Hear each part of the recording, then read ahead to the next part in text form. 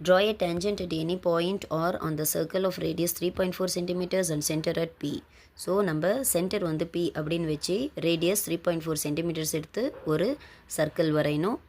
அவங்க என்ன சொல்லியிருக்காங்க, சர்க்கிள் மேலே ஆர் அப்படின்ற பாயிண்ட் ஒன்று வைங்கன்னு சொல்லியிருக்காங்க. ஸோ சர்க்கிளில் நீங்கள் ஆர் அப்படின்னு ஒரு பாயிண்ட் வச்சு P சென்டர் Pயும் அந்த ஆரையும் ஜாயின் பண்ணணும்.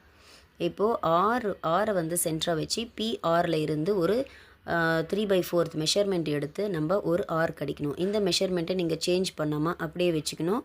இந்த ஆர்க்கும் அந்த லைனும் டச் பண்ண இடத்துல ஒரு பாயிண்ட் வச்சுக்கோங்க. இங்கே இருந்து தான் நம்ம அடுத்த ஆர்க் வரைய போகிறோம். அந்த ஆர்க் மேலேயே இன்னொரு ஆர்க் நம்ம சேம் மெஷர்மெண்ட் வச்சு இன்னொரு ஆர்க் அடிச்சிட்டோம். இப்போது இந்த ஆர்க்கை வந்து நம்ம எம் அப்படின்னு நேம் கொடுக்குறோம். இந்த ஆர்க்கு அந்த ஃபஸ்ட் ஆர்க்கும் செகண்ட் ஆர்க்கும் ஜாயின் பண்ணது. அடுத்து எம்மில் இருந்து இன்னொரு ஆர்க் அடிக்கிறோம். அந்த ஆர்க்குக்கு என், அந்த ஆர்க்கும் ஃபஸ்ட் ஆர்க்கும் கட் பண்ண எடுத்த என் அப்படின்னு நேம் வைக்கிறோம்.